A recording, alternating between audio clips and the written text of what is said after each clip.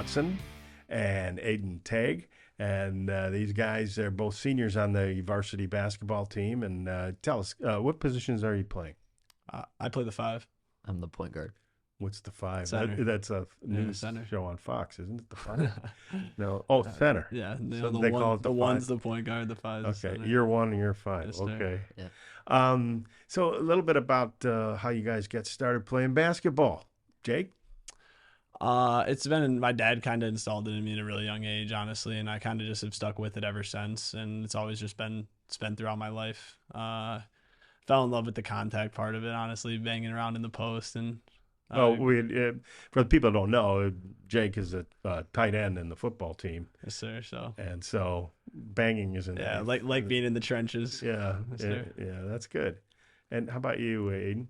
I've been playing since I was 3 in diapers. I had a little Tykes hoop in my living room, so I've been. That way, had a Nerf ball hoop in the crib or what? Yeah.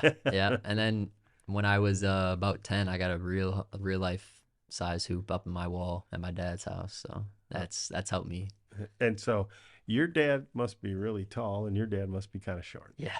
Is that Exactly. It's very very accurate? accurate. Okay, it's in the genes, right? Mm-hmm. When you get in the game, the thoughts that are going in your mind. I mean, I know coaches yelling at you and wanting you to do certain things, but sometimes you're focused on what's in front of you, which is in the court. What is going through your mind when you get in there? It's mainly to execute the plays that's been installed throughout the week, and to not, at the same time, not getting too robotic and still being able to move with the flow and catch things off the fly, because, a backdoor cut happens. You got to be able to see that. So. And Aiden, how about you? You're the point guard, so you have to be almost the right arm of the coach. Yeah. Oh, yeah. When I'm out there, I'm an extension of Coach Marv, so he's expecting me to make every play that he would make. So it's big. He made a lot of great ones. Oh yeah. I've heard a lot of stories from him about his playing days, and how I remind him. That's how old I am. I've seen him play, so I know that he's capable of. And he also had 5 sons that played here that are pretty good. They're okay. They're pretty decent. No, they were really good, and I remember in the league going around the MAC Red when they were in it, that these guys were a force to be reckoned with. And but anyway, you're at the point position.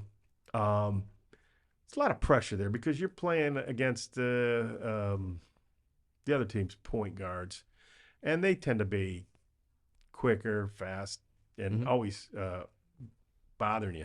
I mean, how do you handle the hand checks and the reaching in and things like that? What techniques do you use?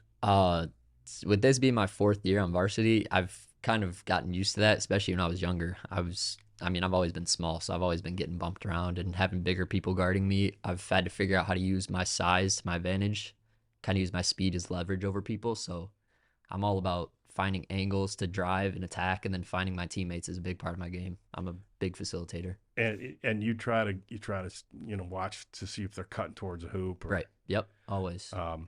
Okay. So you guys had a little rough start this year, but it looks like you're on the upswing, as we discussed with Coach Randy. What do you attribute the rough start to? We started out, we were 3-0 coming out of the season, and then he went down, which he's our facilitator. What happened to you? He said, in our 3rd or 4th game at Lance Cruz North, I went up for a layup and got undercut and fell on my face. Fractured my face right here, fractured my maxilla, and had to get stitches right here. Didn't affect your eyesight though. No, but good. I was out for 6 weeks, so I missed probably 7, 8, 9 games, I think it was. So that really hurt us early on in the year. But I mean, with me coming back, we've looked like a whole different team, and now that we've got everything set up now. We've got a 30-point wins, 3 straight wins now. So I mean, we're on a good pace going into playoffs. And Jake, like you were saying, I kind of cut you off there, but finish what you were saying about your impression of why it was. Yeah. When we lose him, it was just losing like a big piece of our offense that we'd had every year, every game, and we hadn't had to, worry and try to fill in a position for him. So we had to bring one of our younger guys up, which is Ben, who's over there to talk to next. And he stepped up big time, being able to take care of the ball while he was out and still keep us in games and stuff like that. So, I mean, ever since he's come back, it's definitely been trending upwards. And as of late, you guys are playing Yeah. a lot better. You've been winning more. What do you attribute that to? We won't talk about the Dakota game. Yeah, that was. I don't know what happened there, but I know what happened there. I showed up to watch, and that probably so I'm going to stay away.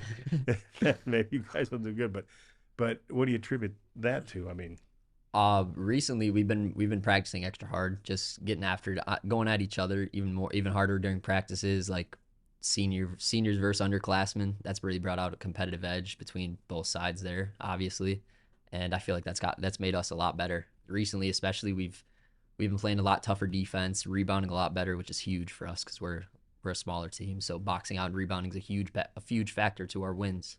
Mm-hmm. And so yeah, I mean, everything's kind of just all culminating, coming together at the right time.